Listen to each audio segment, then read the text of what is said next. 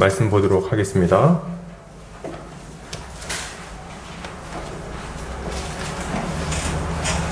창세기 17장 1절부터 27절 말씀입니다.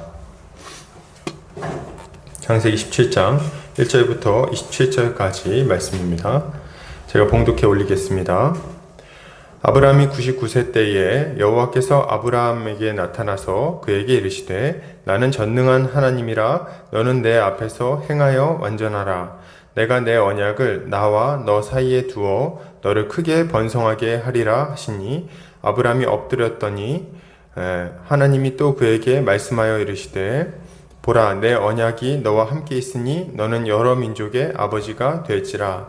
이제 후로는 내 이름을 아브람이라 하지 아니하고 아브라함이라 하리니 이는 내가 너를 여러 민족의 아버지가 되게 함이니라.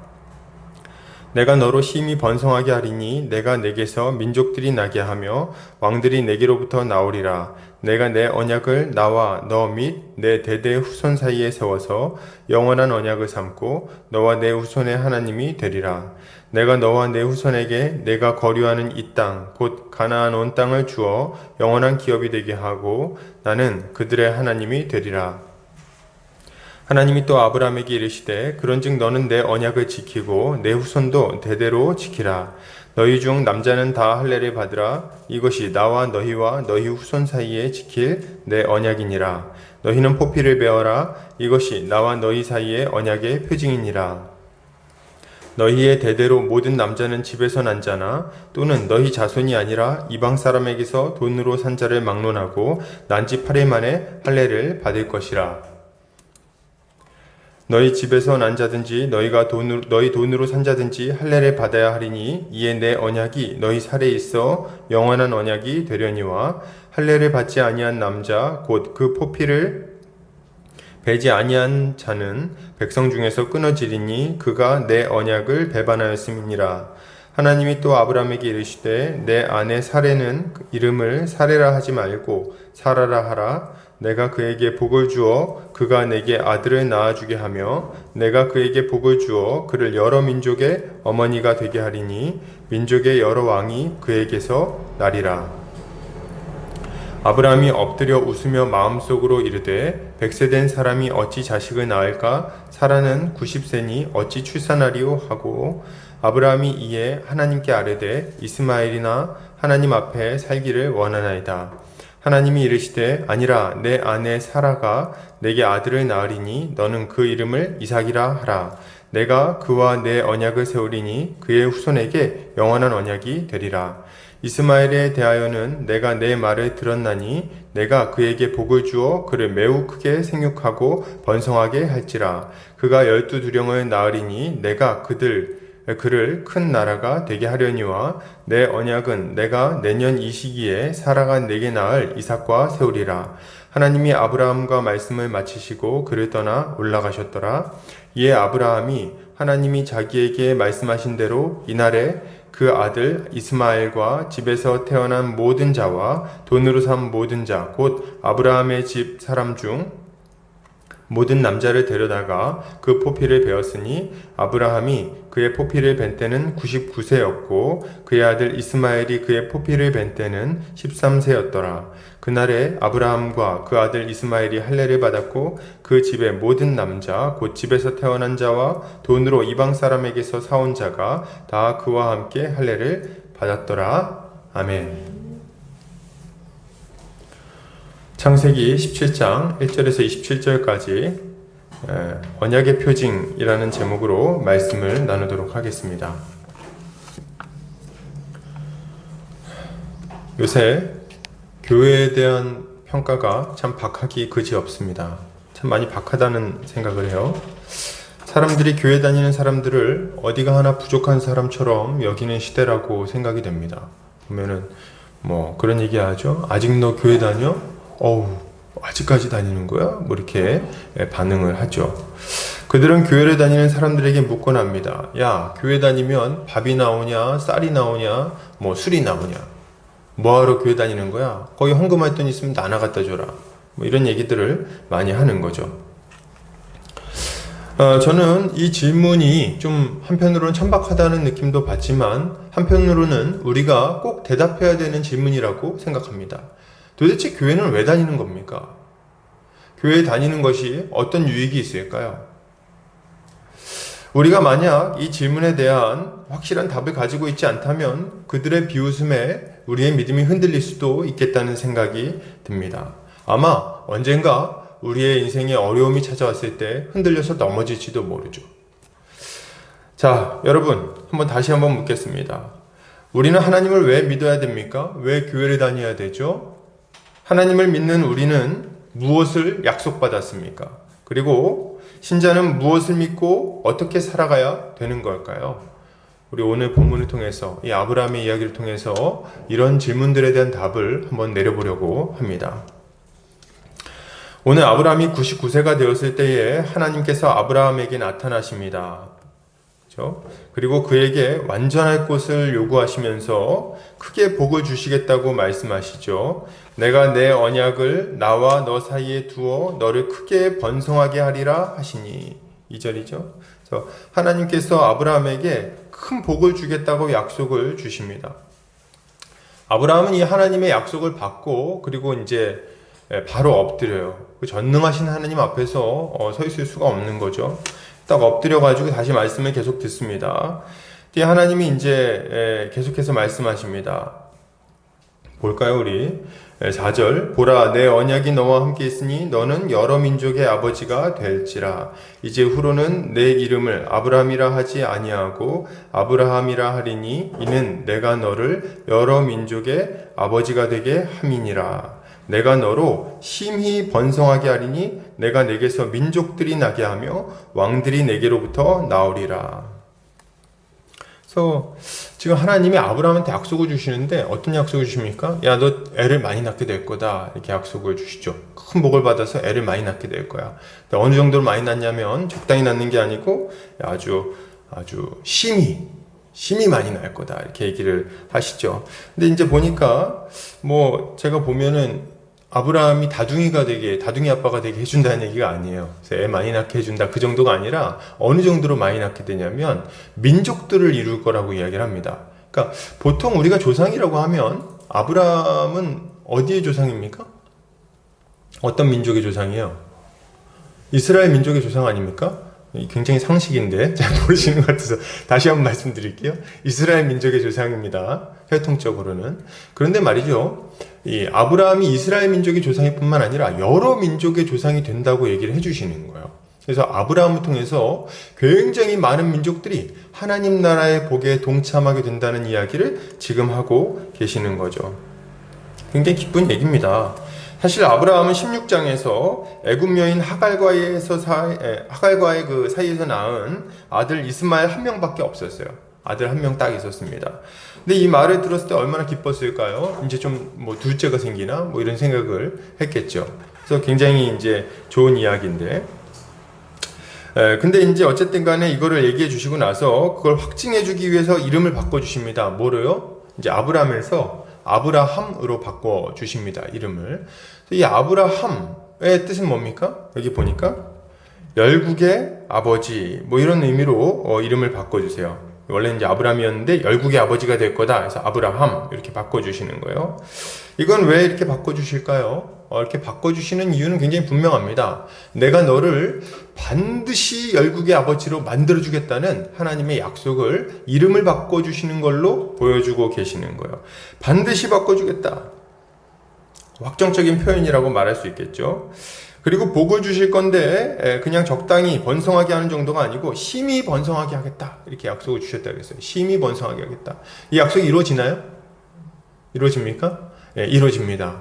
우리 조금만 넘어가면 출애굽기가 나오는데요. 출애굽기 1장에 보면은 이 이스라엘 민족이 얼마나 심히 번성했던지 애굽 족속들이 애굽 사람들이 이스라엘 민족의 그 번성함 때문에 위협을 느낄 정도로 번성하게 됩니다.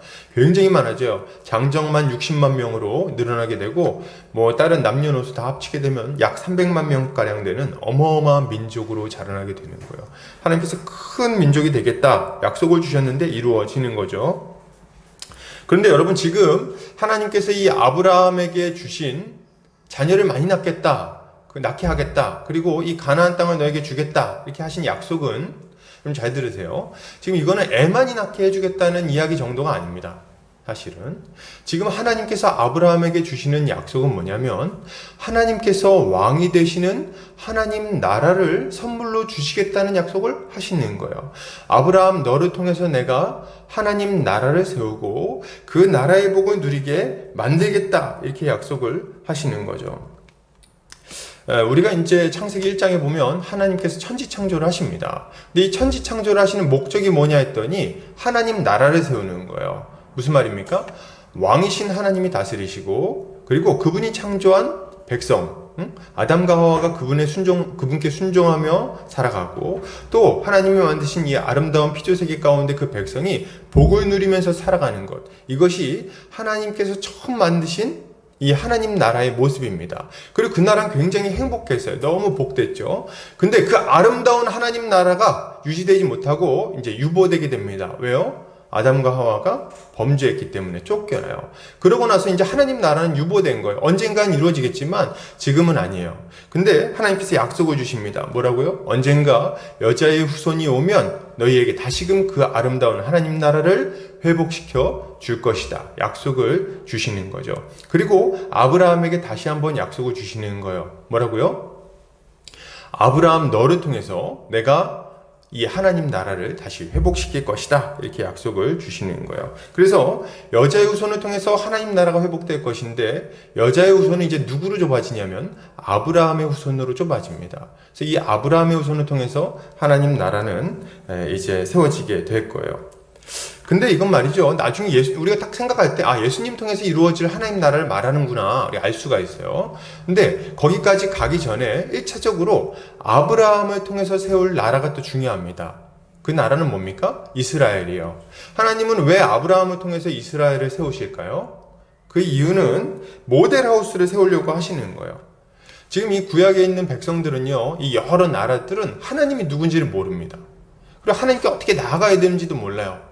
자기들이 어떤 처지에 있는지도 모르고, 얼마나 비참한지도 모르고, 어떻게 회복할 수 있는지도 모릅니다. 정말 그야말로 무지함 가운데 있는 거예요. 이 무지 가운데 있는 죄인들을 구원하기 위해서 하나님은 먼저 아브라함을 불러서 하나님 나라가 무엇인지를 보여주기 위한 나라를 하나 세우려고 하시는 거예요. 그래서 모델하우스라고 생각하시면 돼요. 그래서 이 이스라엘 나라를 세워서 하나님 나라가 어떤 곳인지, 하나님께 순종하는 것이 무엇인지, 거룩하신 하나님 앞에 나아가려면 무엇이 필요한지, 이런 것들을 다 알려주려고 하시는 거죠. 그리고 그 나라의 복을 누리도록 하려고 하시는 겁니다. 예, 맞아요. 지금 우리 주님은 아브라함에게 하나님 나라를 약속하셨고, 우리에게도 마찬가지로 하나님 나라를 주겠다고 약속을 하십니다. 이사야 선지자는 이 나라를 아주 멋있게 예언했는데요. 이사야서 11장 6절에서 9절입니다. 제가 한번 읽어볼게요. 그때에 이리가 어린 양과 함께 살며 표범이 어린 염소와 함께 누우며 송아지와 어린 사자와 살찐 짐승이 함께 있어 어린 아이에게 끌리며 암소와 곰이 함께 먹으며 그것들의 새끼가 함께 엎드리며 사자가 소처럼 풀을 먹을 것이며 젖먹는 아이가 독사의 구멍에서 장난하며 젖된 어린아이가 독사의 굴에 손을 넣을 것이라. 내 거룩한 산 모든 곳에서 해됨도 없고 상함도 없을 것이니 이는 물이 바다를 덮음같이 여호와를 아는 지식이 세상에 충만할 것임이니라. 아멘. 이게 지금 우리 주님이 주시겠다고 하는 나라예요. 이게 하나님 나라예요. 우리 이런 노래 아시죠? 사막에 샘이 넘쳐 흐르리라. 사막에 꽃이 피어 양내 내리라. 주님이 다스리는 그 나라가 오면은 사막이 고통산 되리. 이제 이게 하나님 나라죠. 하나님 나라. 우리 이제 이걸 꿈꾸는 거예요. 지금 이제 이 이사야가 얘기하는 이 나라는요, 아주 형상적으로 눈에 딱 보이는데, 그건 어디냐면 에덴 동산입니다. 그러니까 에덴 동산에 처음 하나님이 만드셨을 때 그 모습을 회복시키겠다고 약속을 하시는 거예요. 그거를 지금 주겠다고 약속하십니다. 누구를 통해서요? 아브라함을 통해서 그 나라를 주겠다고 약속을 하시는 거예요. 악인들은 심판받아 없어지고 하나님이 함께 하시고 사랑과 공의로 다스리는 나라죠. 의인들은 영원한 생명을 얻을 겁니다. 하나님이 창조하신 모든 피조물들은 온전한 모습으로 회복되어서 가장 아름다운 모습을 가지게 될 거예요. 그런 나라, 그걸 지금 우리 주님이 주겠다고 하시는 거죠. 이게 하나님 나라예요.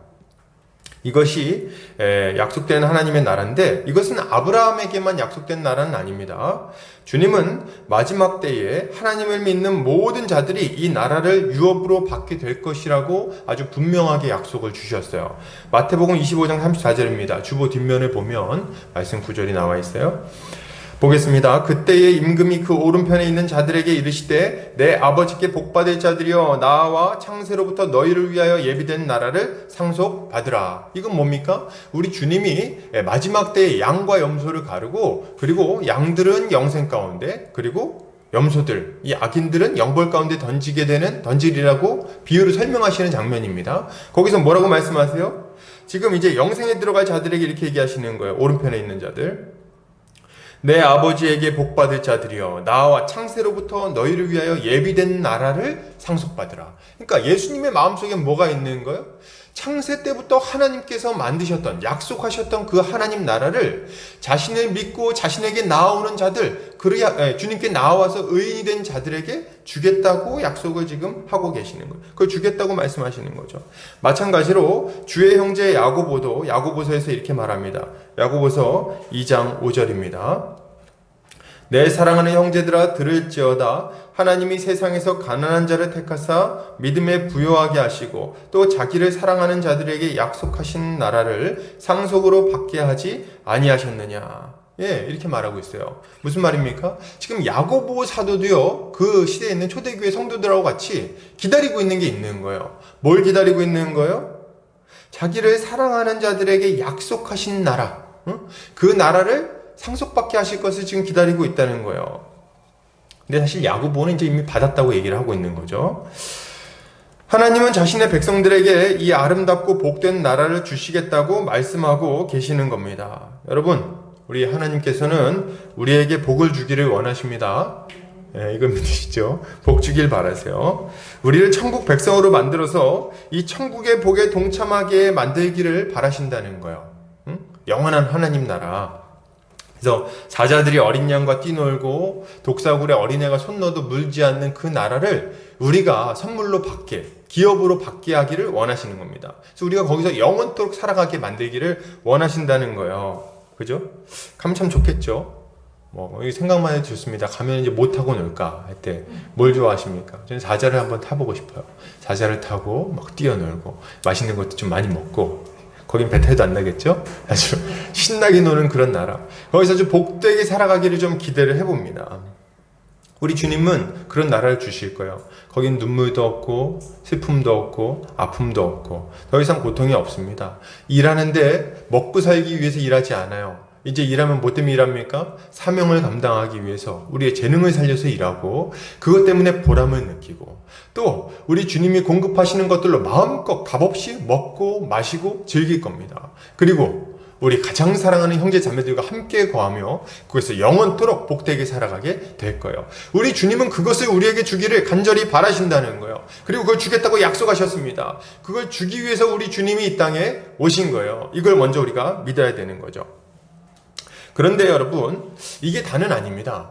우리가 받은 이 하나님 나라는 죽고 나서 가는 그런 나라만은 아닌 거예요. 하나님께서 우리에게 주시는 그 나라는 우리가 죽고 나서 가거나 우리 주님 재림하실 때만 이루어지는 나라는 아닙니다. 그럼 어떻게 되느냐? 우리가 예수를 믿게 되는 그 순간부터 우리는 먼저 그 나라를 맛보고 누리며 살아갈 수 있게 되는 거예요. 예수 그리스도로 말미암아 이미 임한 하나님 나라를 우리는 이 땅에서 믿음으로 누리며 살아갈 수 있게 된다는 겁니다. 무슨 말입니까? 우리 주님은 우리를 죄와 사망의 권세에서 건져내기를 바라십니다. 우리가 이 땅에서 망가지고 비틀리고 비참함 가운데 살아가는 것을 원하지 않으시고 이제 거기서 다시금 바꾸어서 온전한 모습으로 살아가게 되기를 바라신다는 거예요. 언제부터요? 죽고 나서가 아니고 예수를 믿고 나서 이 땅에서 살아가는 내내 그 복을 누리기를 바라신다는 거예요. 예, 어떻게 그 복을 누리게 하십니까? 먼저는 우리를 거듭나게 하시죠. 죄로 말미암아 이 죄악 가운데 고통스러워할 수밖에 없는 우리를 건져내기 위하여 먼저 죄의 문제를 해결해 주십니다. 우리를 거듭나게 하시고 의로운 자가 되게 하셔서 하나님이 우리에게 약속하신 복을 받아 누리며 살 수 있게 만들어 주시는 거예요. 또 뭡니까? 우리 사랑하는 교회를 주셔서 형제자매들과 함께 거하며 함께 기도하며 함께 사명을 감당하며 이 하나님 나라의 복을 교회 안에서 풍성하게 누리게 만드시는 거죠. 이게 우리 주님이 우리에게 하나님 나라를 이 땅에서부터 누리게 만드는 방식입니다. 우리 주님은 그걸 원하시는 거예요. 인생이 참 쉽지 않죠. 세상살이가 만만치 않습니다. 돈 버는 것도 쉽지 않고, 그리고 건강하기도 쉽지가 않아요. 몸도 얼마나 자주 아픈지, 얼마나 또 인간관계는 이렇게 쉽지 않은지, 사람들하고 조금만 하면은 말다툼도 많이 일어나고, 이게 가족 안에서도 그렇다니까 말이죠. 그리고 또 우리가 이제 열심히 뭘 해보려고 해도 생각처럼 잘 되지 않을 때도 있고, 이런 여러 가지 것들 때문에 우리 인생은 참 고통스럽습니다. 이렇게 고통스러운 인생 가운데 특별히 죄가 끼어들기 시작하면요, 정말 답 안 나오는 고통이 우리 인생 가운데 막 찾아오게 되는 거예요. 그래서 이 세상 사람들을 보면요, 겉으로 볼 적엔 멀쩡해 보이죠. 괜찮아 보이죠. 잘 사는 것처럼 보여요. 키도 크고, 그리고 얼굴도 잘생기고, 그리고 돈도 잘 벌고, 세상에 문제 없는 것처럼 이렇게 보입니다. 근데 가까이 가서 얘기를 나눠보고, 저는 술 안 마시지만 술 한 잔 같이 해보면요, 인생살이가 아주 피곤하다는 거를 이게 금방 알 수가 있어요. 걔도 참 인생에 문제가 많구나, 고민이 많구나. 술 마시면 다 하는 얘기가 뭡니까? 아휴, 세상 참 힘들다. 이런 얘기를 하는 거예요. 왜요? 남들이 모르는 문제가 다 있다는 겁니다. 다 있다는 거예요. 다 있다 이거요. 그리고 그거를 자기 힘으로 뭔가 벗어나 보려고 하지만 잘 안 된다는 겁니다. 이 문제를 해결하기를 바라시는 분이 있으시니 그게 누구십니까? 바로 우리 주 예수 그리스도신 거예요. 하나님은 우리가 이 땅에서 그렇게 비참한 인생을 살아가는 것을 원하지 않으십니다. 죄인이 자기 죄 때문에 망하는 걸 원하지 않으세요. 죄인이 회개하여 돌이켜 살아나는 것을 바라십니다. 우리 하나님은 그걸 원하고 계시다는 거예요. 예레미야 29장 11절에 뭐라고 말씀하십니까? 여호와의 말씀이시니라. 너희를 향한 나의 생각을 내가 아나니 평안이요 재앙이 아니니라. 너희에게 미래와 희망을 주는 것이니라. 아멘. 하나님은요, 하나님 나라의 그 충만한 복을 지금 죄와 사망의 권세에 사로잡혀서 고통받고 있는 사람들에게 주시기를 원하는 겁니다. 그 복을 주기를 원하시는 거예요. 그들을 건져내기를 바라신다는 거예요. 우리의 무너진 가정과 깨어진 관계를 다시금 온전한 모습으로 회복시키기를 바라고 계시는 겁니다. 누가요? 우리 주님이. 태초에 꿈꾸셨던 아름답고 복된 가정과 삶으로 회복시키기를 바라고 계십니다.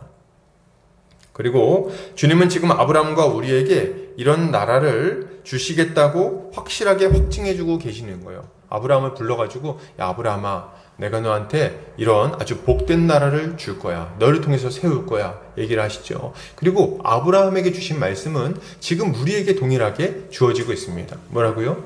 내가 너희에게 아주 복된 하나님 나라를 줄 것이다. 그리고 지금 너희 삶 가운데 이루어지게 하기를 원한다. 반드시 그렇게 이루어지게 하겠다. 약속을 주시는 거죠. 그런데 이렇게 약속하신 우리 주님은요, 확증하시고 나서 뭔가를 요구하십니다. 뭘 요구하실까요? 이런 복을 얻기 위해서 먼저 필요한 게 있다는 거예요. 1절. 나는 전능한 하나님이라. 너는 내 앞에서 행하여 완전하라. 이게 우리 주님의 요구입니다. 하나님 나라에 들어가서 하나님 나라의 복을 마음껏 누리며 살기 위해서는요, 하나님이 요구하는 수준을 만족시켜야 되는 거예요. 그게 뭡니까? 너는 내 앞에서 완전해라. 이거예요. 완전해라. 그러니까 하나님 보시기에 아무 흠도 없는 상태가 돼야 된다고 말씀하시는 거예요. 이거는요, 먼저는 죄가 없어야 된다는 얘기입니다. 죄가 없어야 돼요. 하나님의 말씀에 불순종한 일이 하나도 없어야 됩니다. 여러분 10계명 아시죠? 10계명. 하나님만 숭배해야 되고, 하나님 이름 함부로 우상 숭배하면 안 되고, 그래도 뭡니까? 이제 하나님의 이름을 망령되이 일컬으면 안 되고, 안식일을 거룩하게 지켜야 되고, 그리고 부모를 공경해야 되죠. 살인하면 안 되고요. 간음하면 안 됩니다. 도둑질해도 안 되고, 거짓 증언해도 안 돼요. 그리고 또 내 이웃의 것을 탐내도 안 됩니다. 우리 주님이 이런 것들을 막 우리에게 명령하셨죠. 이것들을 완벽하게 지켜야 된다는 거예요. 완벽하게.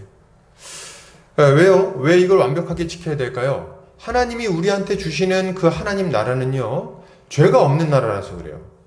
죄가 없는 나라예요. 그 나라의 왕은요, 의로운 분이십니다. 그래서 죄가 있는 사람은 그 나라에 들어갈 수 없는 거예요. 그래서 자격 요건이 뭐예요? 죄가 없어야 돼요. 그리고 또 하나의 자격 요건이 있는데요. 그게 뭡니까? 죄가 없어야 될 뿐만 아니라 하나님이 원하시는 수준으로 하나님의 말씀에 순종해야 됩니다. 이 두 가지가 다 있어야 돼.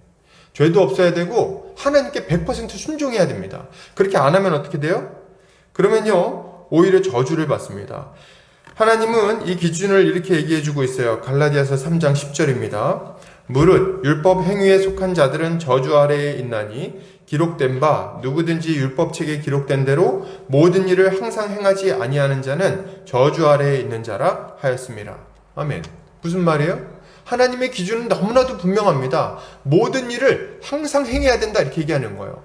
하나님이 우리에게 원하시는 거룩의 수준은요, 하나님같이 거룩한 겁니다. 하나님의 명령을 하나도 빠짐없이 다 지켜야 돼요. 하나라도 어기면 안 돼. 하나라도 어기면 어떻게 됩니까? 그러면 복음커녕 저주를 받게 돼 있어요. 영벌에 들어가게 된다는 거예요. 하나님은 거룩하신 분이시고 무한히 크신 분이시기 때문에 그분 앞에 범죄한 자들이 온전히 서는 것은 불가능한 일입니다. 죄 지은 모든 자는 망하게 될 거예요. 이렇게 딱 갖다 붙이면요, 이 기준을 만족시킬 사람이 있습니까? 좀 한번 궁금한데. 있으면 이 중에 혹시 있으신가요? 제가 봐도 없는 것 같아요. 그죠? 우리 중에 없죠? 없어. 그런 기준을 만족시킬 사람이 없습니다.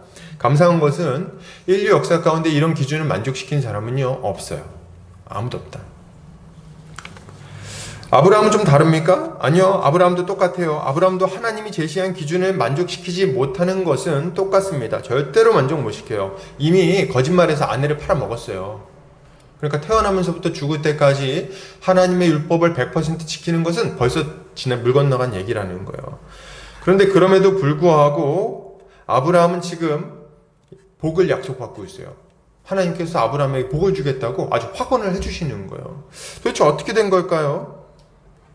도대체 아브라함은 하나님 앞에 의로운 자가 아닌데, 하나님 앞에 완전하게 행하지도 않았는데, 전에만 그런 게 아니라 이후에도 보면요, 자기 아내를 또 누이라고 또 속여요. 그러니까 이후에도 온전한 자가 아니란 말이죠.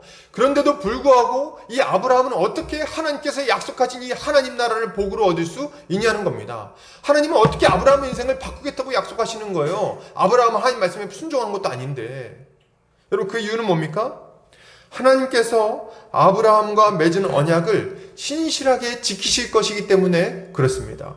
우리가 지난주가 아니죠, 지지난주에 15장에서 우리가 살펴봤죠. 하나님이 아브라함에게 어떤 언약을 주셨습니까? 횃불 언약을 주셨어요. 그래서 언약을 어긴 자에게 저주가 임하게 되는데, 그 언약 체결식을 할 때 누구만이 쪼개진 짐승 사이를 지나갑니까? 우리 하나님만 지나가시는 거예요. 하나님만. 무슨 말입니까? 아브라함이 거기 지나가면요, 쪼개져 죽어요. 그래서 아브라함은 거기 지나가면 안 돼. 근데 하나님은 지나가십니다. 뭘 얘기하시는 거예요? 아브라함이 지키지 못하는 것을 하나님께서 친히 지키심으로 아브라함에게 하신 약속을 지키시겠다는 약속을 하시는 거예요. 완전에 대한 하나님의 요구는요, 여러분, 한 번도 감소되거나 후퇴한 적이 없습니다. 하나님은 완전을 요구하시고 계속해서 요구하세요. 우리는 그분의 기준을 절대로 만족시킬 수가 없습니다. 절대로 만족시킬 수가 없어요. 그럼 완전한 이 하나님의 기준을 만족시키기 위해서는 어떻게 해야 될까요?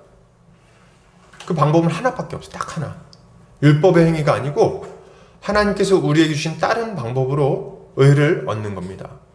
아브라함과 맺은 언약을 성취하신 예수 그리스도를 믿음으로 말미암아 얻는 그 의를 얻어야 되는 거예요. 그래서 예수 그리스도를 믿음으로 그의 의를 덧입어야만 우리가 하나님 앞에 나아가 그 복을 받을 수 있는 거죠. 이사야 선지자는 아까 전에 얘기했죠. 이제 사막에 샘이 넘쳐 흐르고 사자들이 어린 양과 뛰놀고 이렇게 쭉 얘기했잖아요. 그게 9절까지인데 그거 다 얘기하고 나서 10절에 이렇게 얘기합니다. 한번 볼까요? 그날에 이새의 뿌리에서 한 싹이 나서 만민의 기치로 설 것이요 열방이 그에게로 돌아오리니 그가 거한 곳이 영화로우리라. 아멘. 무슨 말입니까? 하나님이 하나님 나라를 주겠다고 약속하세요. 근데 그 하나님 나라에 들어갈 수 있는 방법은 하나밖에 없어. 뭡니까? 하나님의 율법을 100% 다 지키는 거예요. 죄를 지어서도 안 돼. 근데 그 나라에 들어갈 수 있는 방법이 우리에게는 없죠. 근데 하나님께서 우리를 위해서 한 명을 보내주겠다고 약속하는 겁니다. 어디서요? 이새의 뿌리에서, 이새의 가지에서 한 싹이 나서 만민의 기치로 설 것이다, 이렇게 얘기를 합니다. 이새의 뿌리에서 누가 나는데? 다윗이 나요. 다윗의 뿌리에서 누가 오는데요? 예수 그리스도가 오십니다. 이 예수 그리스도가 오셔서 우리 모든 사람이 저지른 이 죄를 다 짊어지시고, 한 몸에 짊어지시고 그 죄의 대가를 지불하실 거예요. 어디서요? 십자가에서 저주의 죽음을 죽으심으로 이 죄의 대가를 다 지불해 버리십니다. 원래는 우리가 그 십자가에 매달려 가지고 비참하게 죽어야죠. 하나님께 저주를 받아야죠. 거기서 비명을 지르면서 피를 흘려야죠. 그게 원래 우리가 당해야 되는 마땅한 대가입니다. 여러분, 우리는요 복받을 자들이 아니에요. 요새 옛날에 그런 찬이 굉장히 유행했죠. 당신은 사랑받기 위해 태어난 사람, 많이 유행했어요. 아니요, 그건 뭔가 오해하고 있는데요. 우리는 죄인으로 태어났기 때문에 저주를 받기에 합당한 자들입니다. 하나님의 저주를 받아 영원한 멸망에 들어갈 수밖에 없는 자들이었다는 거예요. 누가? 우리가. 제 얘기가 좀 약간 시큰둥하십니까? 한편으로는 한번 생각해 보세요. 근데 한번 거울을 보면서 생각해 보세요. 내 인생을 한번 생각해 보세요. 복 받을 만한가? 정말 하나님이 용납하실 만한가? 괜찮은가? 아니요. 우리가 생각해도 짜증나는 것을요. 우리가 생각해도 나쁜 짓 많이 했는데요. 근데 어떻게 하나님의 복을 기대할 수가 있겠습니까? 우리의 죄가 너무 커서요, 우린 도무지 하나님 앞에 나아갈 수가 없는 자라는 것이 분명하다는 거예요. 그런데 하나님은 이런 우리를 위해서 독생자를 보내주셨죠. 예수 그리스도는 우리의 죄를 짊어지시고 십자가에서 대신 형벌을 받으셨어요. 이 일을 통해서 우리의 죄는 용서받게 되는 겁니다. 우린 예수를 믿음으로 우리의 죄를 용서받게 되었어요. 그리고 예수를 믿을 때 또 한 가지 일이 일어나는데, 그게 뭐냐면 예수 그리스도가 태어나면서부터 죽으시기까지 100% 하나님께 순종한 그 순종을 우리의 것으로 삼아 주시는 거예요. 이것을 이제 예수 그리스도의 의를 덧입는 걸로 성경은 표현을 하죠. 그렇게 할 때만 우리가 하나님 앞에 나아갈 수 있게 되는 겁니다. 그리고 하나님의 모든 약속한 복을 받아 누릴 수 있게 되는 거예요. 할렐루야. 그러므로 여러분, 이제 우리에게 필요한 건 뭡니까? 우리에게 필요한 건 뭐예요? 뭐긴? 예수님은 잘 믿어야 되겠어요. 여러분, 예수 잘 믿으시기 바랍니다. 여러분, 복 받기 원하세요? 인생이 좀 나아지기 원하십니까? 그러면 예수 잘 믿으세요. 죽는 게 무섭습니까? 죽으면 지옥 갈까 걱정되나요? 내가 전에 저질렀던 그 죄들이 좀 자꾸 생각납니까? 좋아요. 예수 잘 믿으시기 바랍니다. 예수 잘 믿으시기 바랍니다. 죄 때문에 내 인생이 좀 잘 안 풀리는 것 같아요? 가정이 좀 망가졌나요? 혹은 내 가장 친한 친구랑 싸워가지고 회복이 잘 안 되고 있습니까? 여러분, 죄 때문에 내 인생이 좀 꼬이는 것 같아요? 좋아요. 예수 잘 믿으시기 바랍니다. 예수 외에는 우리의 인생이 나아질 수 있는 방법이 없는 거예요. 예수를 믿어야 돼요.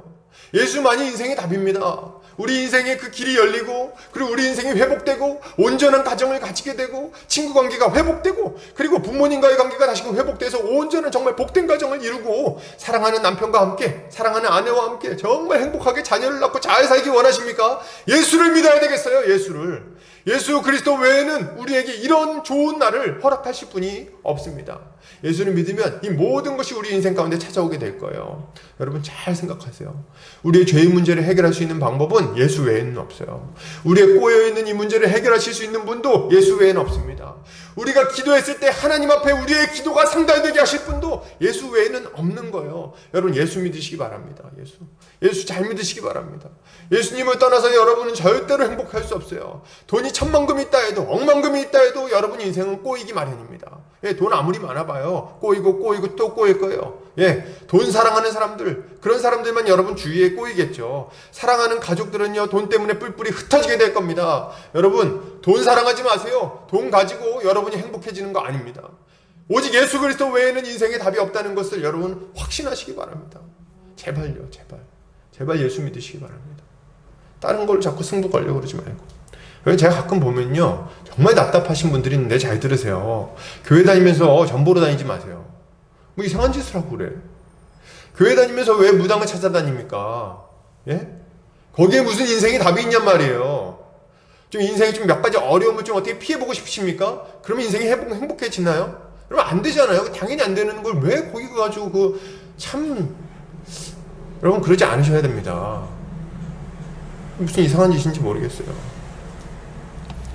타로점도 보지 마세요. 타로점도. 재미로 보는 게 어딨어. 타로점 보지 마세요. 제전에 이제 청년부 감당할 때 청년부원들하고 같이 이제 어디 가는데 얘네들하고 어디 놀러 가는데 이제 그 역사 주변에 이렇게 천막이 있더라고. 애들이 천막을 탁 쳐다보더라고. 거기 딱 제목이 그 위에 딱 이름이 붙어 있었어요. 언제 애인이 생기나 딱. 그 애들이 다 보고 있더라고. 그 뭐 그렇게 궁금합니까? 때 되면 생기겠죠. 그래가지고 알면 달라져요 뭐가? 그런 거는 좀 우리가 좀 멀리 해야 되는 거죠. 어리석은 거요. 그런데 답이 없어요. 우리 인생의 답은요 예수 그리스도 안에 있습니다.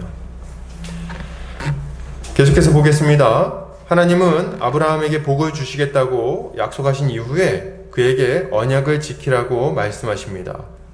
그리고 뭘 요구하세요? 이제 언약을 잘 지키겠다는 이런 증표로, 또 하나님과 언약 맺었다는 증표로 할례를 받으라고 요구하십니다. 할례.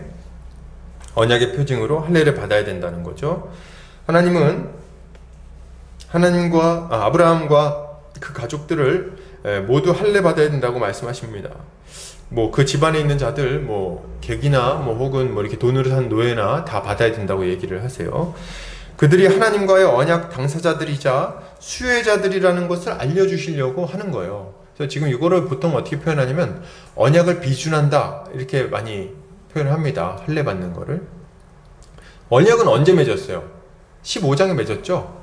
짐승 쪼개놓고 그 사이로 지나갔잖아요. 그러니까 이미 그때 체결은 된 거예요. 근데 이 최종 비준을 하는데, 비준할 때는 당사자가 두 명이 다 같이 체크를 해야 됩니다. 그래서 최종 확정이라고 보면 돼요. 그래서 내가 지금 그게 제가 언약 당사자 맞습니다. 이런 걸 해야 되는 거예요. 그걸 위해서 할례를 받으라고 요청을 하는 거죠. 그리고 할례를 받지 않는 자들은 그 백성 중에서 끊어지게 될 거라고 말씀을 하십니다. 자, 그러면 할례는 왜 이렇게 중요한 걸까요? 왜 할례를 받으라고 요구하는 걸까요? 할례의 의미가 중요하기 때문에 그렇습니다. 그 의미를 좀 생각해 볼 필요가 있어요, 여러분. 할례는 남성의 성기 표피 끝을 잘라내는 것을 의미합니다. 그래서 뭐 요새 말로 하면 이제 포경수술 뭐 이렇게 얘기할 수 있겠어요. 그래서 성기 표피 끝에 있는 그 거기를 이렇게 잘라가지고 이렇게 하는 거죠. 상처를 내는 거예요. 근데 이제 이 할례를 받으라는 명령은 사실 아브라함한테는 굉장히 좀 충격적인 명령입니다. 왜냐하면 아브라함이 지금 받은 약속이 뭐예요? 자손을 많아지게 하겠다는 약속을 받았어요. 그죠? 자손을 많아지게 하겠다는 약속. 그러면 이제 열심히 이제 자녀를 만들어야 되는 거죠. 그렇죠? 근데 이 표피를 자른 이 할례는 어떤 의미를 가지고 있냐면 표피만 자르는 게 아니라 원래는 표피를 자름으로써 성기 자체를 자른다는 의미를 가지고 있습니다. 실제로 자르는 건 아닌데 그런 의미를 가지고 있는 거예요. 그러니까 이게 얼마나 얼토당토하는 얘기입니까? 지금 나이가 99세가 돼가지고 지금도 이미 몸이 죽은 자 같아. 더 이상 뭔가 소망이 없는 몸인 거예요. 힘들다 이거야. 근데 그걸로도 부족해서 이제 아예 잘라버리라고 얘기를 하는 거예요. 그럼 애기를 어떻게 가져요? 하나님 나라, 내가 애를 많이 낳아가지고 하나님 나라를 세우겠다면서. 근데 자르라고? 그럼 어떻게 애를 가집니까? 어떻게 하나님의 백성들을 만드냐는 거예요. 근데 하나님은요, 지금 그렇게 하라고 요구를 하시는 거예요. 왜요? 왜 하나님은 이런 이상한 명령을 주시는 걸까요? 이제 가능성을 일말의 가능성까지 완전히 끊어버리라는 명령을 도대체 왜 주시는 겁니까? 뭔가 좀 가능성을 좀 더 확장시켜줘야 되는 거 아니에요? 좀 젊어지게 한다든지? 그게 아니라 오히려 이걸 없애버리라는 게 어떻게 말이 됩니까? 이게 지금 어떻게 그러면은 자손을 만드냐는 거예요. 하나님께서 이런 명령을 아브라함에게 주신 이유는 굉장히 분명합니다. 뭐예요? 이후에 태어나게 될 아브라함의 자손, 이후에 아브라함을 통해서 태어나게 될 아이들은 인간적인 능력에 따라서 태어나는 것이 아님을 아주 확실하게 알려주려고 하시는 거예요. 이제부터 태어나는 하나님의 백성은요, 인간의 능력으로 태어나는 것이 아닙니다. 인간의 열심으로, 노력으로, 인간의 혈통을 따라 태어나는 것이 아닙니다. 그럼 뭘로 태어나요? 오직 믿음으로 말미암아 하나님의 능력으로 태어나게 된다는 것을 알려주시는 거예요. 요한복음에서는 이에 대해서 이렇게 말합니다. 요한복음 1장 12절 13절입니다. 영접하는 자, 곧 그 이름을 믿는 자들에게는 하나님의 자녀가 되는 권세를 주셨으니 이는 혈통으로나 육정으로나 사람의 뜻으로 나지 아니하고 오직 하나님께로부터 난 자들이니라. 아멘. 누가요? 우리가 어떤 자들입니까? 예수 그리스도를 믿음으로 말미암아 우리의 어떠한 공로도 없이 하나님께 받아들여져서 하나님의 자녀가 된 자들입니다. 그러니까 할례를 받으라는 명령은 첫째로 우리가 하나님의 백성이 되는 것은 오직 하나님의 은혜로 되는 것임을 믿으라는 요구라고 볼 수 있는 거예요. 이거 굉장히 중요한 겁니다, 여러분. 우리는 어떻게 하나님의 백성이 되는 거예요? 믿음으로. 우리가 열심히 살아가지고 하나님 백성 되는 거 아닙니다. 우리가 기도 많이 해갖고 하나님 백성 되는 거 아니에요. 헌금 많이 해서 되는 것도 아닙니다. 여러분 찬양 열심히 해서 되는 것도 아니에요. 말씀 많이 봐서 되는 것도 아니고 주일 성수 잘해서 되는 것도 아니에요. 여러분이 선행을 많이 해서 되는 것도 아닙니다. 하나님이 요구하시는 율법을 정말 열심히 잘 지켜가지고 기특해갖고 하나님 백성이 되는 것도 아니에요. 그럼 어떻게 하나님 백성이 되는 거냐? 은혜로 되는 거예요. 은혜로. 오직 하나님의 은혜로. 예수 그리스도를 믿을 때 주어지는 예수 그리스도의 의로, 오직 예수 그리스도가 행하신 일로, 그분의 그 십자가 공로로, 오직 그것만으로 하나님의 백성이 되는 겁니다. 여러분 이걸 믿어야 되는 거예요. 지금 하나님은 아브라함에게 그걸 요구하고 계시는 거예요. 다음으로 할례를 받는 또 다른 의미는 이런 겁니다. 모든 더러운 것을 잘라버려서 정결하게 된다는 의미를 가지고 있어요. 그래서 할례를 받는다는 것은 이전까지 가지고 있던 그의 모든 악한 삶과 죄악들을 완전히 잘라버려서 없애버린다는 의미를 가지고 있어요. 회개를 의미하고 있는 거예요. 회개를. 그리고 마지막으로 할례는 몸에 지울 수 없는 흔적을 남기는 것으로서 하나님과 영원한 언약을 맺는 것을 의미합니다. 무슨 말이에요? 할례를 받은 자는 이제 몸에 표식이 남았어요. 어떤 표식? 하나님의 백성이라는 표식이 남았어. 하나님의 백성이 되었으니 이제 누구에게만 순종하며 삽니까? 누구에게만? 하나님에게만. 오직 하나님께만 순종하면서 하나님을 따라 의로운 삶을 살기로 결단했다는 것이 이 몸의 흔적으로 남는 거예요. 이게 바로 할례라고 말할 수 있겠습니다. 그런 의미에서 여러분, 할례는 지금의 세례하고 같은 의미를 가지고 있다고 볼 수 있어요. 그래서 지금은 할례 안 받고요, 세례를 받습니다. 세례의 의미가 뭐예요? 믿음으로 말미암아 하나님의 전적인 은혜로 씻음받고 구원받았다는 것입니다. 이게 세례예요. 로마서 6장 1절부터 4절 한번 읽어볼게요. 같이 읽겠습니다. 시작. 그런즉 우리가 무슨 말을 하리요? 은혜를 더하게 하려고 죄에 거하겠느냐? 그럴 수 없느니라. 죄에 대하여 죽은 우리가 어찌 그 가운데 더 살리요? 무릇 그리스도 예수와 합하여 세례를 받은 우리는 그의 죽으심과 합하여 세례를 받은 줄을 알지 못하느냐? 그러므로 우리가 그의 죽으심과 합하여 세례를 받음으로 그와 함께 장사되었나니 이는 아버지의 영광으로 말미암아 그리스도를 죽은 자 가운데서 살리심과 같이 우리로 또한 새 생명 가운데서 행하게 하려 함이라. 아멘. 3절 4절만 나와 있었죠? 네. 우리가 세례를 받은 것은 이런 의미를 가지고 있는 거예요. 어떤 의미요? 예수 그리스도와 연합하여 그와 함께 죽고 또 예수 그리스도와 연합하여 그와 함께 살아난다는 겁니다. 그래서 이제 하나님의 은혜로 구원받은 우리는 하나님과 동행하며 죄악된 삶을 버리고 우리 주님께 순종하며 살아가게 된다는 거예요. 이게 세례를 받는 의미인 거예요. 하나님은 모든 하나님의 백성들이 이 언약의 표징을 반드시 가지고 있어야 된다고 말씀하시는 거예요. 제가 지금 조금 설교가 빠르다는 느낌을 받는데 놓치지 않으셔야 됩니다. 중요한 얘기들이에요. 요거 중요하니까 다시 얘기할게요. 모든 믿는 사람은요, 모든 하나님의 백성은 이 표징을 다 가지고 있어야 돼요. 첫 번째 뭐라고요? 은혜로 구원받는다. 두 번째 뭐예요? 죄에서 떠난다. 세 번째 뭐예요? 하나님께만 순종한다. 이 표징이 없으면 안 된다는 거예요. 반드시 있어야 된다. 반드시. 그리고 만약 이 표징이 없으면 그 백성에서 끊어질 거라고 말씀하십니다. 실제로 여러분 보면요, 출애굽기에 모세를 부르시잖아요. 모세가 이제 사역 감당하려고 애굽 땅으로 가거든요. 가는데 중간에 한번 죽을 뻔해요. 천사가 와서 죽이려고 합니다. 근데 이유가 뭐냐니까 자식들하고 이렇게 할례를 안 받은 거야. 그래가지고 이제 그 아내 십보라가 와서 이제 이 할례를 행하거든요. 그리고 이제 그 던지면 당신 내 피난편이다 뭐 이렇게 얘기를 막 합니다. 근데 그걸 보면요, 이게 얼마나 중요한 문제인지를 우리가 알 수 있는 거예요. 근데 막 이렇게 얘기할 때 이건 좀 너무한 거 아닌가 뭐 이런 생각 들 수도 있겠죠. 할례를 받지 않았다고 하나님의 백성에서 막 끊어버려, 좀 그거 아파가지고 안 할 수도 있지, 너무한 거 아닌가 뭐 이런 생각을, 또 까먹고 안 했을 수도 있지, 이게 너무한 거 아니야 뭐 이런 생각을 하실지 모르겠어요.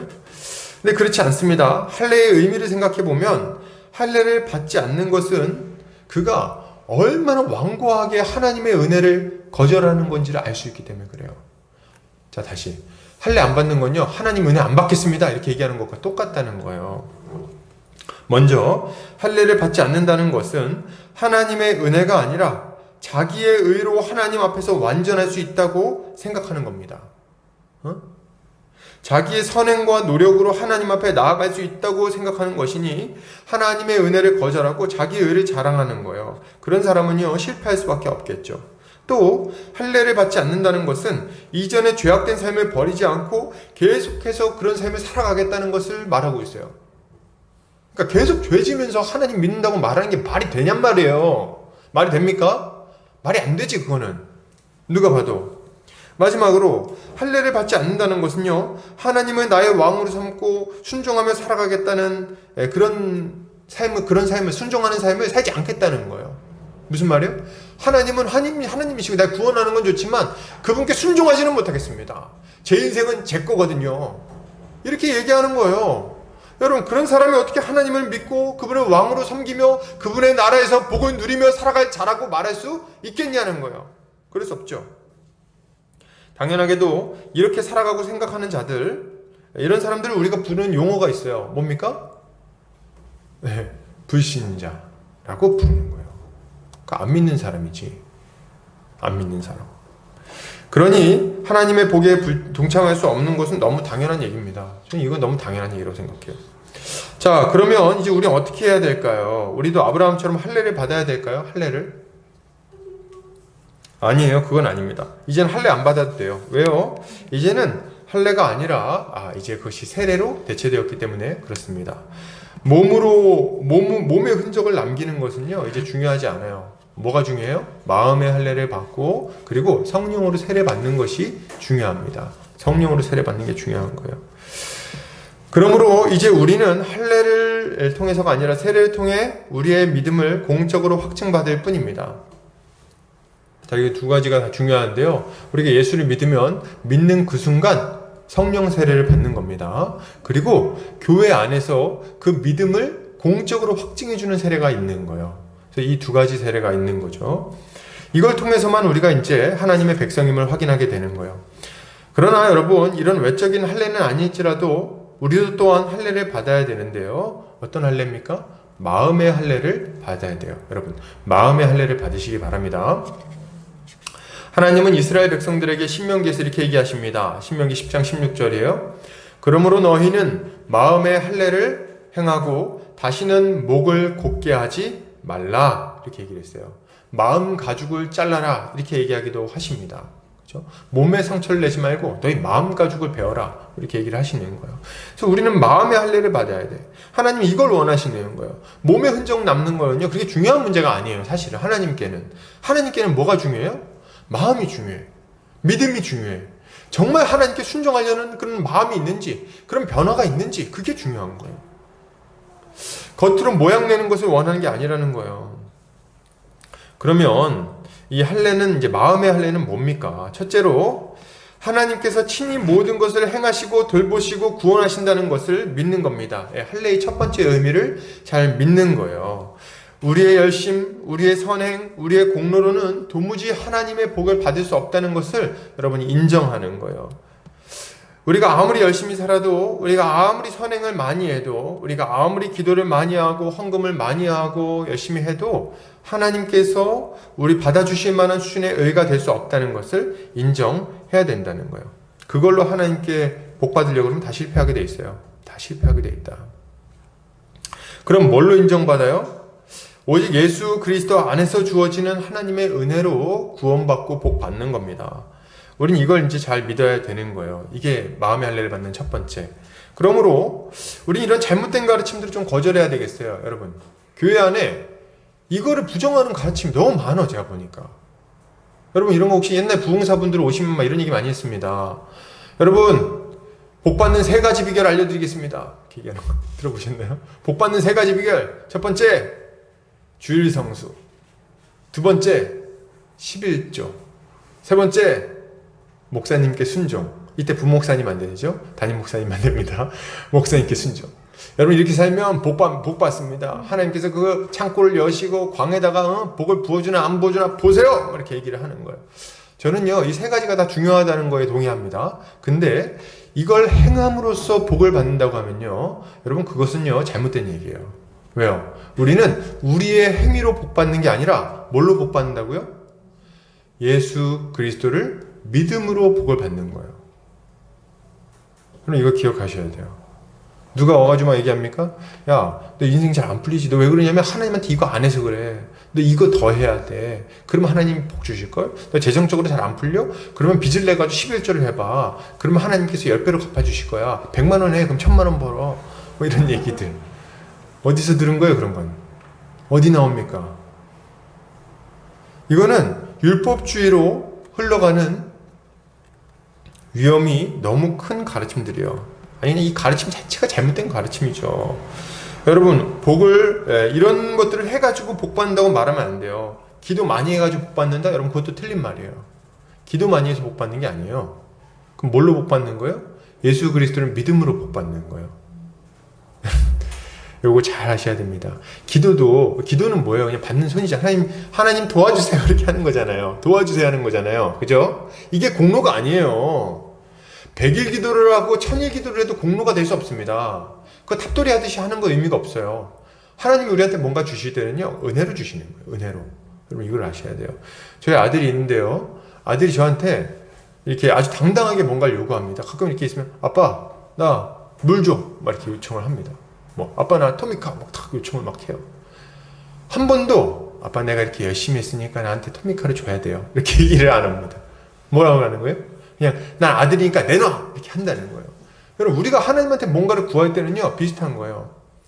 우리는요, 뭔가 일을 하고 그 대가로서 요구하는 자들이 아닙니다.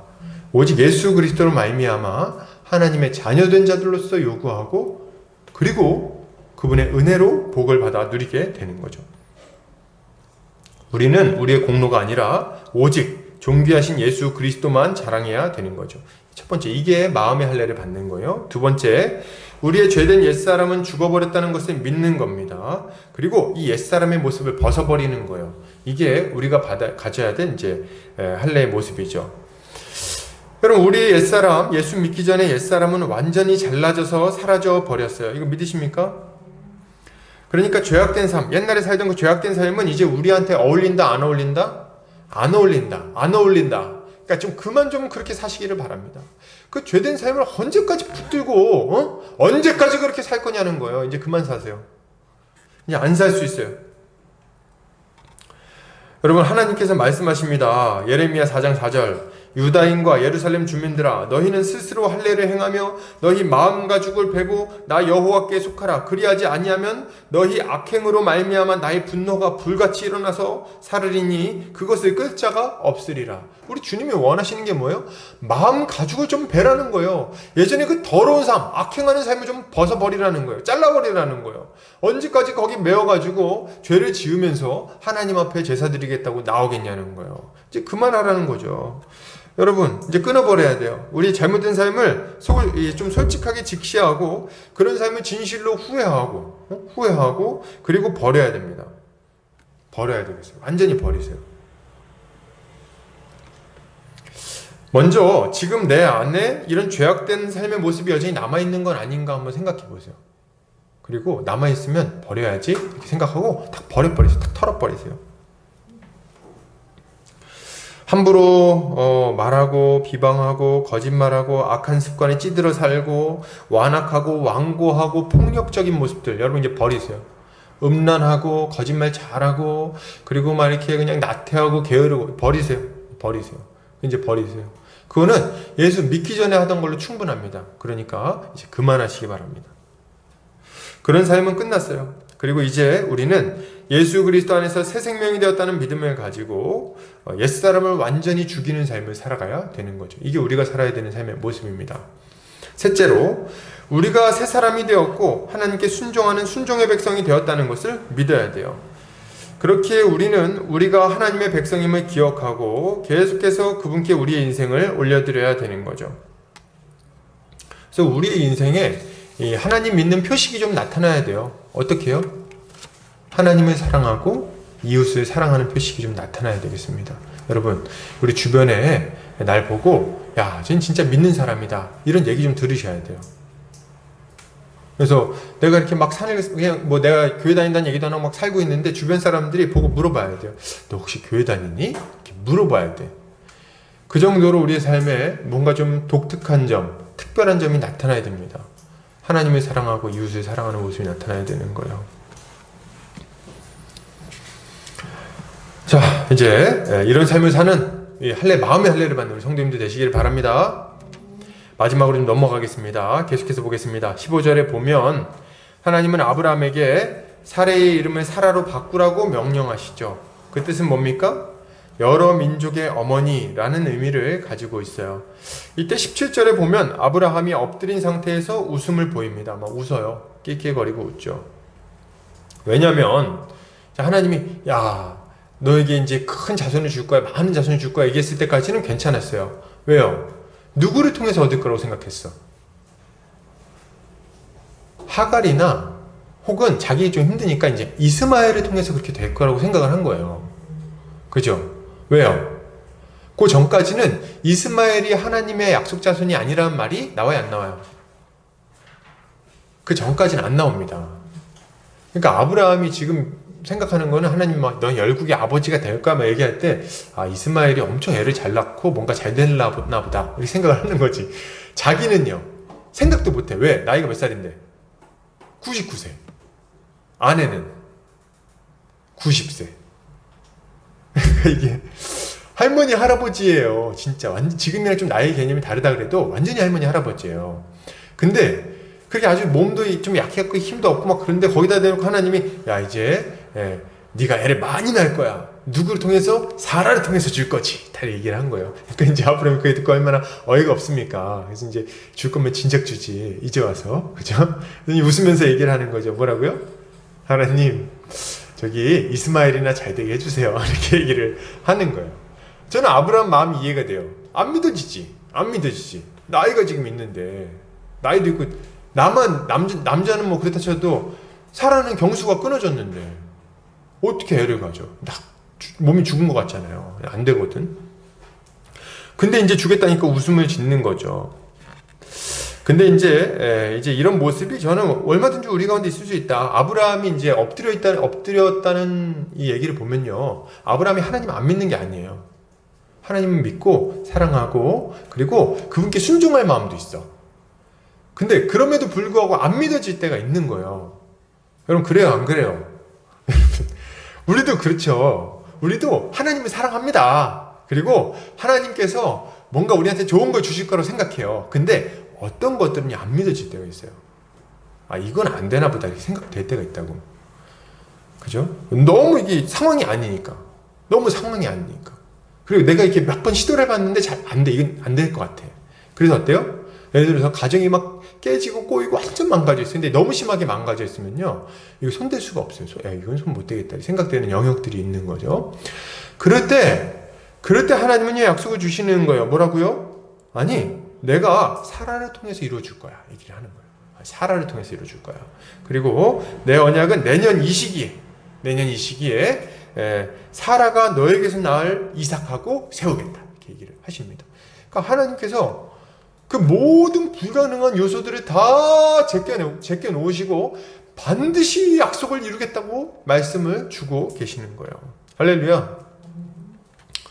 근데 제가 여기서 대단하다고 생각하는 건 뭐냐면 아브라함이 이 약속을 믿습니다, 여러분. 이게 대단한 거예요.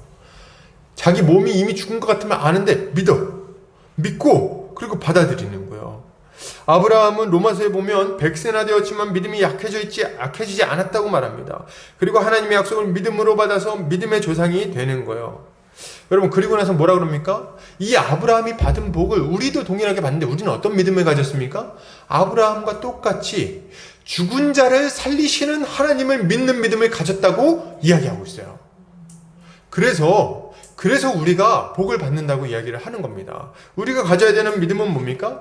죽은 자를 살리시는 하나님께서 예수 그리스도를 살리셨을 뿐만 아니라 우리도 다시 살리시고 우리도 이 영원한 생명 가운데 동참하게 하실 뿐만 아니라 우리에게도 그 영원한 생명을 이 땅에서부터 누리게 하실 거라는 믿음을 갖는 거예요. 그걸 우리가 가져야 되는 믿음이라고 말씀하시는 거죠. 여러분, 우리는 믿음으로 하나님 나라에 들어갈 뿐만 아니라 믿음으로 그 나라를 지금 누리며 살아갈 수 있습니다. 제가 드리고 싶은 말씀은 지금 만약 믿음으로 하나님 나라를 누리지 못한다면, 이 하나님의 능력을 경험하지 못한다면 장차 하나님 나라에 들어갈 것을 보장하기가 참 어렵다는 거예요. 무슨 말이에요? 이 땅에서 하나님의 다스림을 받으며 그 하나님 나라의 복을 누리며 그렇게 살지 않았는데 죽은 다음에 그 나라에 동참할 건 도대체 뭘로 압니까? 그거 알 수가 없어요. 그러니까 그 믿음이 가짜일 가능성이 높기 때문에 그렇습니다. 다시, 여러분, 믿음이 진짜면 어떻게 되겠어요? 믿음이 진짜면, 정말 이 아브라함의 믿음을 가지면 어떻게 되겠어요? 죽은 자를 살리시는 하나님을 믿으면, 그러면 하나님이 어떻게 하시겠습니까? 약속하시잖아요. 뭐라고요? 바꾸시겠다고, 온전케 하시겠다고, 반드시 약속을 이루시겠다고. 그리고 아브라함의 그 인생 가운데 그 약속을 이루어 주십니다. 여러분, 우리도 마찬가지. 우리가 믿으면요, 반드시 하나님께서 우리의 인생을 바꾸어 주시는 걸 경험하게 돼 있어요. 물론 현실을 바라보면 답답할 때가 있는 것이 사실입니다. 왜냐하면 여전히 내 삶은 초라하고 크게 변화되는 것은 없는 것 같기 때문이에요. 여러분, 예수 믿는다고 해서 직장이 갑자기 바뀌지 않잖아요. 그죠? 그렇기 때문에 딱 보면은 안 되는데, 이거는 답이 안 나오는데, 이런 생각이 딱 드는 거예요. 현실이니까. 그죠? 그래가지고 어떻게 생각하냐니까 이제 안 변하겠구나 생각해요. 돈이 없으니까 우리 가정도 그냥 이렇겠구나. 돈이 없는 것뿐만 아니라 우리 이렇게 남편이나 아내와의 관계도 이렇게 깨져 있으니까 안 되겠구나. 내가 얘기 몇 번 해봤는데 안 들으니까 안 되겠구나. 이건 도무지 안 되겠구나, 이렇게 생각을 하는 거예요. 이거 지금 세뇌하는 느낌이 약간 드는데, 여러분, 안 된다는 생각을 막 하면서 동시에 나타나는 게 뭐냐? 안 된다고 생각하니까 시도를 안 해요. 안 된다고 생각하니까 시도를 안 하는 거예요. 그런 어리석은 삶을 사는 겁니다. 뭐라고요? 야, 나 원래 이래. 나 건드리지 마. 나 원래 이래. 내 인생 원래 이래. 원래 이 지경이야. 건드리지 마. 내 맘이야. 내가 해봤는데 안 돼. 야, 나라고 안 해봤겠냐? 내 인생인데? 해봤어. 안 돼. 네가 내 인생 살아봤어? 안 살아봤잖아. 안 돼. 네가 뭘 알아? 안 된다고. 이런 얘기를 하는 거예요. 왜요? 안 된다고 생각하니까 바꿀 생각도 안 하는 거예요. 여러분, 이런 말에 좀 멈춰야 돼요, 여러분. 우리는 현실을 뛰어넘는 전능하신 하나님의 능력을 믿어야 됩니다. 이 타이밍에 아멘 하시는 거예요. 전능하신 하나님의 능력을 믿어야 됩니다. 예, 믿어야 돼요. 죽은 자를 부활케 하신 우리 하나님께서 우리를 거듭나게 하실 거예요. 그리고 그리스도를 닮아가도록 만들어 주실 겁니다. 그리고 이것을 위해 우리는 계속해서 말씀을 들어야 되는 거죠. 날마다 말씀을 듣고 그 말씀을 통해서 우리를 새롭게 하시고 완전하게 하실 것임을 확인하고 또 그 복락을 기대해야 되는 거죠. 그리고 그 믿음을 힘입어서 또 하루를 순종하는 삶을 살아가는 거예요. 그렇게 살 때 여러분 조금씩 바뀌게 되는 거예요. 오늘 아브라함은요, 정말 괜찮은 사람입니다. 아브라함은요, 하나님의 약속을 받은 이후에 즉각 순종해요. 23절, 하나님이 자기에게 말씀하신 대로 이날에 그 아들 이스마엘과 집에서 태어난 모든 자와 돈으로 산 모든 자, 곧 아브라함의 집 사람 중 모든 남자를 데려다가 그 포피를 베었으니, 이것은 아브라함이 베었으니, 이렇게 나오죠. 그러니까 이것은 아브라함이 얼마나 즉각적이고도 전격적으로 말씀에 순종했는지를 잘 보여주는 대목입니다. 뭐라고 말해요? 자기에게 말씀하신 대로 언제? 이날에 딱 해버리는 거예요. 하나님께서 약속하시니까 뒤로 미루지 않습니다. 그리고 즉각 순종하는데 어떻게 해요? 전격적으로 자기에게 속한 모든 자들에게 할례를 행해버립니다. 뭐 사람들이 왜 그러냐 그러고 싫다 그러고 막 하지 않았겠어요? 다 해버려요. 그냥 아브라함이 다 해버린다 이거예요. 하나님 명령하셨으니까. 여러분, 신자는 하나님의 약속을 믿고 즉각적이고도 전격적으로 하나님의 말씀에 순종해야 됩니다. 지금 당장 뭔가 변화가 보이지 않아도 여러분, 내 인생에 큰 복이 이루어질 것 같지 않아 보여도 순종하시기를 바랍니다. 우리는 오늘부터 마음 가죽을 베고 하나님의 말씀대로 이렇게 순종해야 되겠어요. 오늘부터 순종하시기 바랍니다. 오늘부터 딱 이 순간부터 결정하세요. 아, 나 이제 해야겠어. 네, 해야겠어. 마음 먹으세요. 그리고 하세요. 우리 주님이 들어주십니다. 우리는 가정을 복되게 하신다는 이 하나님의 약속을 믿는다고 말하죠. 하나님께서 나한테 복 주실 거야. 우리 가정도 괜찮게 해주실 거야. 이렇게 얘기를 합니다. 근데 왜 마음의 할례를 안 받죠? 왜 할례를 안 받아요? 왜 우리 가정이 행복해지기를 바라고 하나님한테 기도하면서 부모한테 불순종하는 겁니까? 왜? 왜 부모한테 불순종하는 거예요? 부모를 공경하라고 주님 명령하셨지 않습니까? 불순종하던 이전의 삶을 이제 그만 잘라버리고 그거 끝내버리고 이제는 순종의 삶으로 돌아서야 될 거 아니에요. 여러분, 남편은 아내를 사랑하고 아내는 남편에게 복종하라는 명령에도 여러분 우리 순종해야 되는데 불순종합니다. 막 불순종해. 그죠? 이웃을 사랑으로 섬기고 하나 되기를 힘쓰라는 명령에도 불순종합니다. 이유가 뭡니까? 제가 보니까 몇 가지 이유가 있는데요. 첫 번째는 뒤로 밀어요. 뒤로 밀어. 그럼 뭐라고 미룹니까? 뭐 이래요. 하나님, 제가 바꿀게요. 바꿀 건데요. 지금 상황이 좀 좋지 않아요. 조금만 나중에 할게요. 뒤로 미룹니다. 그죠? 뒤로 밀어. 나중에 좀 상황 좋아지면요. 말씀에 순종하는 것을 뒤로 미루면 안 돼요, 여러분. 혹은 어떤 분들은 막 자기 마음을 핑계대기도 합니다. 그죠? 뭐 이렇게 사랑하고 뭐 이렇게 공경하고 이런 거 얘기하면요, 이렇게 하나님, 제가 지금 마음이 안 내켜요. 이렇게 얘기합니다. 마음이 안 내킨다는 거야. 나중에 마음이 생기면 할게요. 잘 들으세요. 그 마음은요, 하나님이 주신 마음이 아닙니다. 그거는 사단이 주는 마음이에요. 그죠? 그래서 이거 바꿔야 됩니다, 마음을. 우리 주님 뭐라 그랬어요? 자기를 부인하고 날마다 자기 십자가를 지고 나를 따를 것이니라 이렇게 얘기했죠. 그러면요, 여기서 자기를 부인한다는 건 뭐예요? 지금 얘기했던 것 같은 마음이 들면 부인하라는 거예요. 이제 그거만 그냥 아, 그래, 내 마음에 이런 공경하고 싶은 마음이 안 드는구나. 아, 내 마음에 이웃을 사랑하고 싶은 마음이 안 드는구나. 좀 부인하라는 거예요. 그것 좀 이제 그만. 그건 잘못된 생각이니까, 그건 이미 죽어버린 생각이니까, 옛사람의 생각이니까, 그건 이제 부인해버리고, 그리고 자기를 쳐서 복종시켜야 되는 거예요.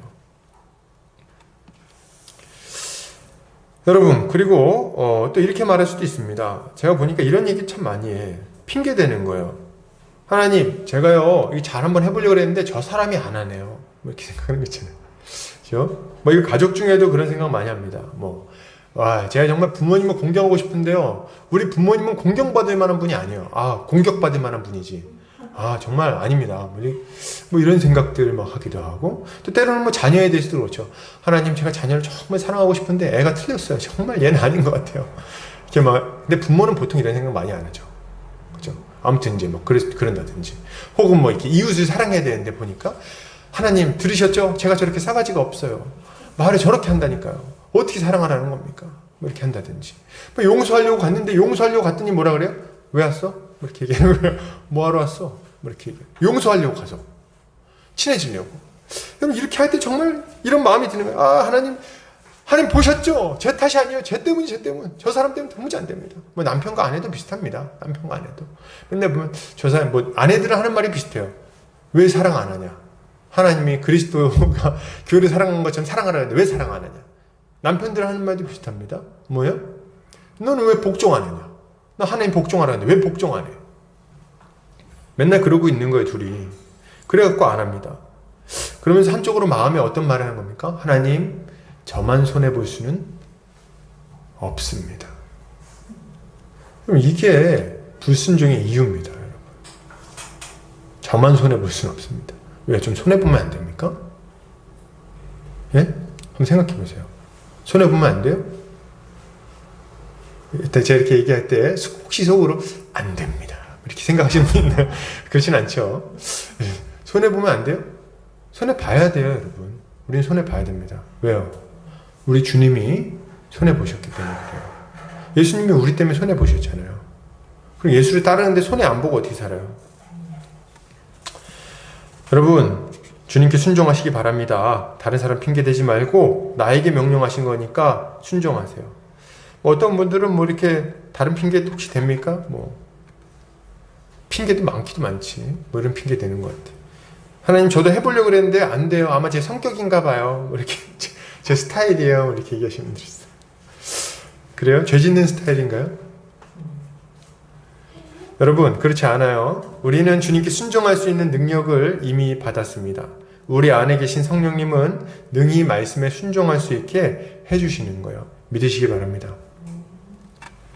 우린 이러저러한 핑계들을, 이제 여러 핑계들을 멈춰야 됩니다. 그리고 우리 하나님께서 우리에게 주신 명령에 따라 할례의 표를 우리의 삶 가운데 나타내야 할 것입니다. 이렇게 할 때 우리의 삶에는 하나님의 나라가 아주 풍성하게 이루어지고 드러나게 될 것입니다.